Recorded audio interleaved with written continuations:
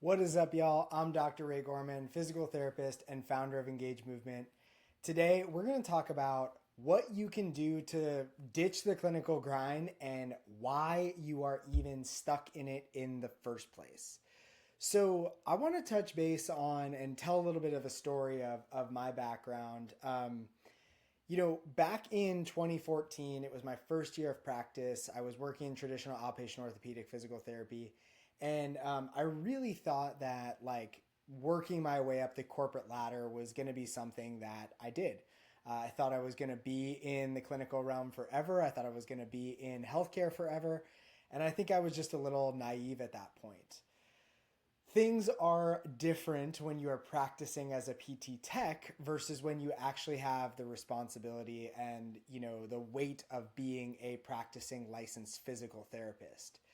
So after about a year of practice, I got offered a director role, and it kind of blew me away how minimal of a change it was from an earnings perspective. And very quickly in that moment, I kind of saw like, if I keep going down this route, this is really going to be where I cap out financially. And I just wasn't happy with that, right? I wanted something that gave me a little bit more freedom and flexibility. So, in this little training, we're going to kind of talk about some of the reasons why people stay stuck and what are some of the things that I did to actually be able to break myself free so I didn't have to be stuck in the box every day. I was actually able to enjoy a lunch break when I wanted one. And I wasn't taking home documentation or working crazy hours where like I couldn't even, have a conversation with my significant other at the end of a long day. So, the first thing that we need to understand is we have to understand the revenue model of outpatient orthopedic physical therapy, right? You have a clinic that has a ton of overhead meaning expenses. They have to be in, a building, generally like commercial real estate, right? That's an expense. You have support staff as far as your front desk, your office manager, your billing, your liability insurance, all of these things that kind of come into play. So you have this massive amount that you need to cover that the business owner needs to cover in the first place, right? Then you have to look at how the business generates revenue. So traditional outpatient orthopedic clinics, they generate revenue based on visits, right? The visit reimbursement rate is dictated by a third party, an insurance company. So the insurance company is essentially saying, hey, we're going to pay you X dollar amount per code, or we're going to pay you a flat fee of $100 per session. And so it becomes really simple to understand that each therapist needs to see X amount of patients per day, per hour, needs to bill X amount of codes, needs to see a client for X amount of sessions for each plan of care. Becomes really easy and predictable to understand why those productivity things kind of come into place, right? Now, once you understand the revenue model, you can understand why you can't break through the financial ceiling in the outpatient orthopedic realm. Because think about what's happening. Every year, are reimbursement rates going up or going down? They're going down, which then means if you want to make more money, you need to see more clients. Your productivity has to increase. The problem is, the more your productivity has to increase, the faster you are to burn out, the less likely your care is to be high quality, the more you're going to have to rely on support staff and things like that and not be able to do a lot of the fun stuff. And that's really what I felt as a physical therapist. It was like I was faced with this choice of going and coaching and really working in depth with my client or going and doing all the paperwork so I could go home on time and actually be home for dinner, right? So what we do in the cash realm is we cut out the middleman. I truly believe that if you have a physical therapy, a chiropractic, a massage degree, that it is so easy for you to exit the system and find enough clients to replace your salary. Like that was my core belief. That was something for me where I was like, man, it just makes so much sense. I could go into the clinic and make $300-400 a day, or I can find 3 clients to pay me $150. What we've done there is we have cut out the middleman.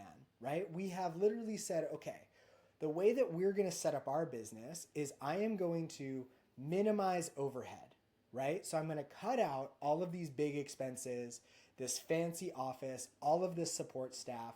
I'm going to run a business that is lean on overhead, lean on expenses. I'm going to charge a rate that is a premium of what I believe my service is valued at. We try to get our clients to a minimum of $150. We want to get them closer to $200 to $300 per hour per session, right? So when we do that, we have now increased the amount of revenue that you can bring in and decreased the amount of expense. So it makes sense for you to be able to bring home enough profit where you don't have to worry about going and trading time for 10, 12 hours a day in somebody else's business. The second thing that we need to do is we need to create revenue that is not tied to time. Okay, this was another thing that drove me crazy. The more that I understood the traditional PT realm, the more that I knew what my life was going to look like every single day, going into the clinic, having to be in person to get outcomes, having to consistently trade time for money, because that is how the outpatient orthopedic system is designed, right? It works well for that consumer. It did not work well for me. It did not work well for my ideal consumer. So when I started my cash practice, I quickly saw that there's like two ways that I could generate revenue. There was, I could trade time for money. That doesn't go away in the cash practice. We're still going to trade time for money. Those are synchronous visits, right? That is me saying you and I are working together in real time. Even if you were doing a virtual business where you're doing telehealth, that would be synchronous. There is a direct trade for time for the money. That is a capped revenue system, right? I can only work so many hours in a day. I can only see so many clients. And when I went to working with clients one-on-one, I didn't want to see a ton of clients. It would have been a nightmare for me to see 10 hours of one-on-one clients. I wanted to see like 3, 4, 5 tops. So I knew that I needed another way to generate revenue in the business. And that's where I introduced what I now call a prescriptive exercise program. That is an asynchronous model, meaning the delivery and the outcome are not tied for time. I type a program for you, you go and do it on your own time, you provide me feedback, and then boom, that cycle repeats, right? So what that is able to do for me is that is able to change the service medium. That allows me to get outcomes for my clients where we are not tied to an in-person session, okay? I also found that it allowed me to get better outcomes because if you're one of those providers that says you want to bridge the gap from rehab to performance, you need something that is actually going to take your clients out into their own ecosystem, their own gym, and build enough meaningful volume. Sorry guys, you can't do that in one session per month and just rely on the client to build that volume on their own. You have to take control of that. The other thing that I was able to do is I was able to create recurring revenue in my business. So when I was just selling sessions, it was feast or famine. I call this like the revenue roller coaster, right? You go out there, you find a bunch of clients, you start servicing those visits, you sell them a package, you service the visits, but then like you're so busy servicing that then you just have this big fall off, right? So you're essentially collecting revenue when those sessions are rendered or like all at once. What I was able to do is I was able to layer another revenue stream in my business with that prescriptive exercise program that went alongside the in-person session. So they would pay me for the sessions, but every month I had $3,000, $4,000, $5,000 in recurring revenue coming into the business. It took off a ton of pressure. It meant that I didn't have to go into constant acquisition mode, right? Physical therapy, rehab services are generally an acquisition-based business. We see clients, we solve their problem, we send them on their way, we hope that we have a big enough pipeline where new clients are coming in.